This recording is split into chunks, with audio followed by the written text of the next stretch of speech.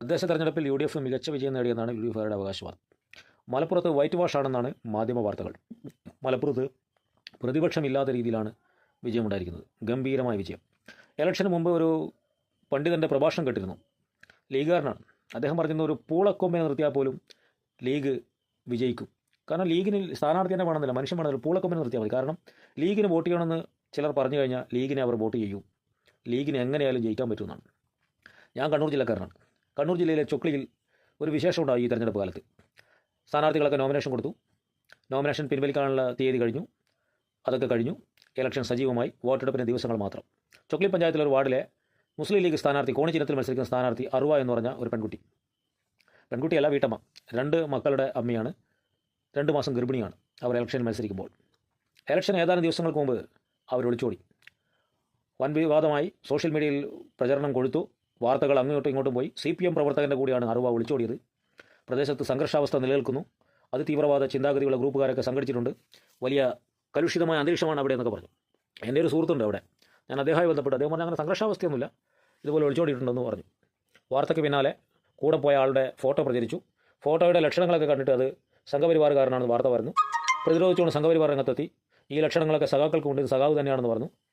അവരുടെ ഉമ്മ, അറുവയുടെ ഉമ്മ, പോലീസ് സ്റ്റേഷനിൽ പരാതി കൊടുത്തു. പരാതിക്ക് ശേഷം 2 ദിവസം കഴിഞ്ഞപ്പോൾ പോലീസ് സ്റ്റേഷനിൽ അവർ എത്തി. കാമുകൻ്റെ കൂടെ പോകാനാണ് ഇഷ്ടം. ഞാൻ എൻ്റെ സ്വമേധയാ പോയതാണ്, ആരും എന്നെ തട്ടിക്കൊണ്ട് പോയതല്ല എന്ന് പറഞ്ഞു. Chapter close. അതാണല്ലോ നമ്മുടെ രാജ്യത്തെ നിയമം. പ്രായപൂർത്തിയായ ആൾക്ക് ആരുടെ കൂടെയും പോകാം. പറഞ്ഞു വരുന്നതല്ല. പിന്നീട് 3-4 ദിവസങ്ങൾ, 3-4 ഒരാഴ്ചയോളം കഴിഞ്ഞാണ് ഇലക്ഷൻ. സ്ഥാനാർത്ഥി പിന്നെ മണ്ഡലത്തിൽ വന്നിട്ടില്ല, വാർഡിൽ വന്നിട്ടില്ല. സ്ഥാനാർത്ഥി പ്രചരണം നടത്തിയിട്ടില്ല. ആ വാർഡിൽ മാത്രമല്ല, കേരളം മുഴുവൻ, മലയാളികളുള്ള നാട് മുഴുവൻ അറിഞ്ഞു മുസ്ലിം ലീഗ് സ്ഥാനാർത്ഥി സംഘപരിവാറുകാരൻ്റെ കൂടെ ഒളിച്ചോടിപ്പോയി എന്നുള്ള വാർത്ത. എന്നിട്ടും ഇലക്ഷൻ നടന്നു. റിസൾട്ട് വന്നു. 134 വോട്ട് കിട്ടി അറുവയ്ക്ക്. അറുവ അവിടെ ജയിക്കില്ല. കാരണം ആ വാർഡ് LDFൻ്റെ വാർഡാണ്. LDF സ്ഥിരമായി ജയിക്കുന്ന വാർഡാണെന്നാണ് ഞാൻ മനസ്സിലാക്കിയിട്ടുള്ളത്. എങ്കിൽ പോലും സംഘപരിവാറുകാരൻ്റെ കൂടെ, RSSകാരൻ്റെ കൂടെ ഒളിച്ചോടിപ്പോയ, കോണി ചിഹ്നത്തിൽ മത്സരിക്കാൻ വേണ്ടി തയ്യാറായ അറുവയ്ക്ക് 134 ആൾക്കാർ, ലീഗുകാർ വോട്ട് ചെയ്തു എന്നുള്ളതാണ് അത്ഭുതകരം. അപ്പോൾ നേരത്തെ പണ്ഡിതൻ പ്രസംഗിച്ചത് അത്ര ശരിയാണ്. പൂളക്കൊമ്പിനെ നിർത്തിയാൽ പോലും ലീഗുകാർ വിജയിപ്പിക്കുന്നതാണ്. ഈ ലീഗുകാരോടാണ് നമ്മൾ വികസനത്തെയും മറ്റു കാര്യങ്ങളെയും പറ്റി പറയുന്നത്, നാടിനെപ്പറ്റി പറയുന്നത്, മറ്റു കാര്യങ്ങളെപ്പറ്റി പറയുന്നത്. ഇമാതിരി ടീംസാണ് പിണറായി വിജയൻ SIR കൊണ്ടുവരും. ഈ ഇലക്ഷൻ കഴിഞ്ഞാൽ ഉടനെ നമ്മൾ നാട് വിട്ട് പോകേണ്ടി വരും, നമ്മുടെയൊക്കെ പൗരത്വം നഷ്ടപ്പെടും എന്നൊക്കെ പറഞ്ഞ് ആൾക്കാരെ ഭീഷണിപ്പെടുത്തിയും പണം കൊടുത്തും ഈ രീതിയിൽ കാര്യങ്ങൾ ചെയ്തു. ഇപ്പം ഞാൻ പറഞ്ഞു വരുന്നത്, ഒളിച്ചോടിപ്പോയ, സംഘപരിവാറുകാരൻ്റെ കൂടെ ഒളിച്ചോടിപ്പോയ, പ്രചരണത്തിനൊന്നുമില്ലാതിരുന്ന, മത്സര രംഗത്തെ ഇല്ലാതിരുന്ന ഒരു സ്ഥാനാർത്ഥിക്ക് 135 വോട്ട് കിട്ടിയെങ്കിൽ പണമൊഴുക്കിയും പള്ളി പൊളിക്കുന്ന എന്ന വ്യാജപ്രകടനം നടത്തിയും തെറ്റിദ്ധാരണ പരത്തിയും പച്ച നുണ പറഞ്ഞും വ്യാജം പറഞ്ഞും ഏതെല്ലാം രീതിയിൽ സ്വാധീനിക്കാൻ പറ്റുമോ ആ രീതിയിൽ സ്വാധീനിച്ചും വർഗീയത പറഞ്ഞും ഇരിക്കുന്ന ആൾക്കാർക്ക് വോട്ട് കിട്ടാതിരിക്കുമോ? വോട്ട് കിട്ടും. അങ്ങനെയാണ് അവർ ജയിച്ചത്. പക്ഷേ എന്ത് വന്നാലും പാർട്ടിയുടെ നിലപാടുകൾക്കൊപ്പമാണ്. ലീഗിനെതിരെയുള്ള പോരാട്ടം തുടരും, UDFനെതിരെയുള്ള പോരാട്ടം തുടരും. ഇവരൊക്കെ പറയുന്ന പച്ച നുണകൾ പൊളിച്ചെടുക്കും.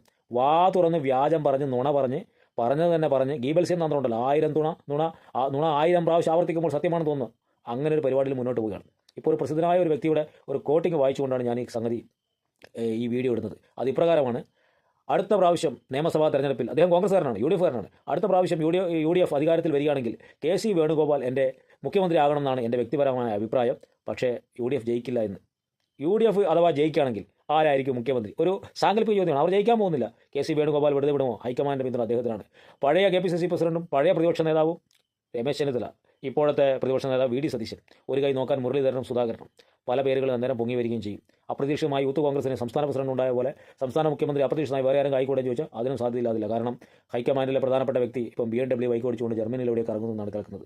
ഏതായാലും കേരള ജനത തദ്ദേശ തെരഞ്ഞെടുപ്പിൽ തെറ്റിദ്ധരിക്കപ്പെട്ട് കാണിച്ച അബദ്ധം ഇനി ആവർത്തിക്കില്ല. ഇടതുപക്ഷം അതിശക്തമായി 3ാം പിണറായി സർക്കാർ കേരളത്തിൽ അധികാരത്തിൽ വരുമെന്നുള്ളത് ഒരു സംശയമില്ല.